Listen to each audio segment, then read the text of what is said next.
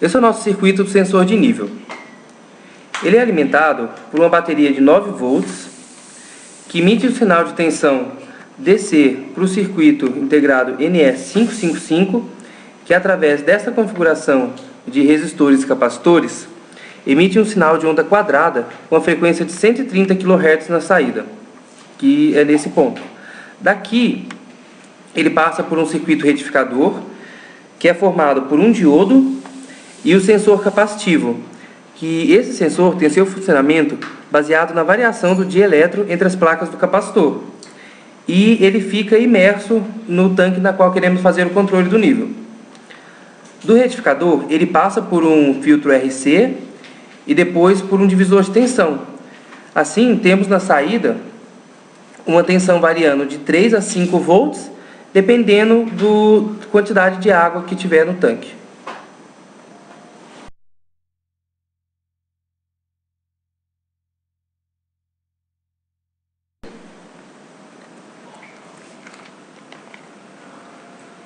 O controle P&D pode ser dividido em 3 partes. O proporcional, que é o valor do erro multiplicado por uma constante. A integral, que é o somatório do erro multiplicado pela variação do tempo e multiplicado por uma constante. E a derivada, que é a variação do erro multiplicado por uma constante. No nosso projeto específico, o P é o quanto o nível difere do valor desejado. O I ajusta pequenos erros da medição que sozinhos não têm relevância, porém, juntos podem interferir no sistema. E o D apenas filtra o P e o I, caso sua variação seja muito alta.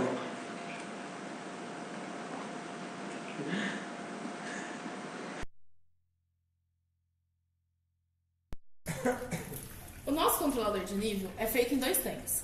Um tanque cheio e o outro tanque vazio ou com nível de água bem baixo. Entre esses 2 tanques, existe uma válvula, que é quem controla a passagem de água de um para outro. Esse controle de válvula é feito com um capacitor, que já foi explicado anteriormente.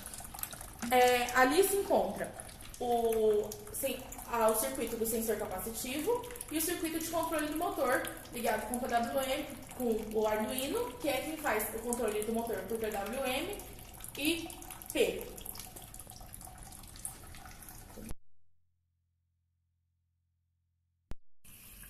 O tanque começa inicialmente vazio. O set point, que é a marca onde a água é o nível perfeito pra gente, está marcado com a fita isolante preta. Quando a gente liga, o tanque enche.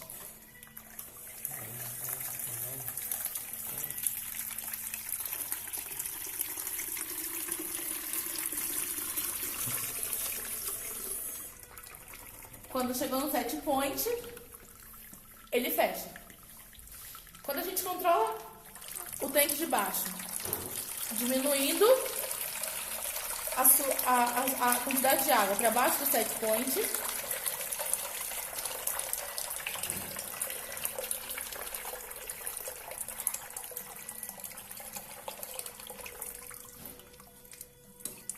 ele abre de novo a válvula até chegar no set point de novo.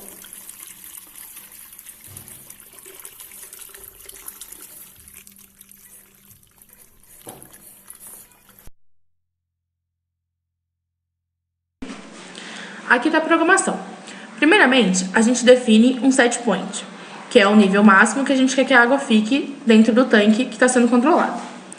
A gente definiu também a constante Kp, que é quem faz o controle proporcional. Dá pra ver aqui que está comentado o KI e a integral, que é quando a gente fez a lógica PI, a gente teve problemas, porque a gente definiu um nível no meio do tanque. E quando a água varia para cima ou para baixo, ele tem que ajustar. Só que é como se isso gerasse um erro positivo e um erro negativo, que não permitia fazer o controle de uma só válvula, porque um erro anulava o outro. Então, a gente não pôde usar o integral. A gente só usou o proporcional. A gente definiu o desvio, que é quão longe o nível está do nível ideal, a constante velocidade. Aqui está a definição dos pinos. Aí tem a leitura. A leitura é feita por um pino analógico do Arduino, que recebe o valor de tensão do sensor capacitivo. Com esse valor de leitura, a gente faz uma conversão AD desse valor, pois o Arduino lê de 0 a 1000, a leitura analógica do Arduino é de 0 a 1023. E a gente queria que esse valor estivesse dentro de um valor de tensão mais visível ao que a gente está utilizando. Por isso a gente usou uma tensão de referência de conversor AD de 5 volts. O desvio, como eu já disse, é o set point, que é o nível ideal para a gente, e menos o nível que ele está. O atuador, que é o que decide se o motor deve atuar ou não, é relacionado ao desvio, vezes a constante Kp, que é a constante proporcional da lógica. De acordo com o valor do atuador, e se o desvio é positivo ou negativo, a gente define se o motor deve girar para um lado ou para o outro. A velocidade é determinada pelo valor do atuador, ou seja, pelo valor de desvio que se encontra. Quanto maior o desvio, maior a velocidade que tem que fechar ou abrir a válvula para poder controlar mais o nível. E se o desvio é negativo ou positivo, com esses pinos de digital write, você decide se ele gira para um lado ou para o outro. Então, se o desvio é positivo, ele gira para um lado, se o desvio é negativo, ele gira para o outro, como deu para ver no vídeo de funcionamento.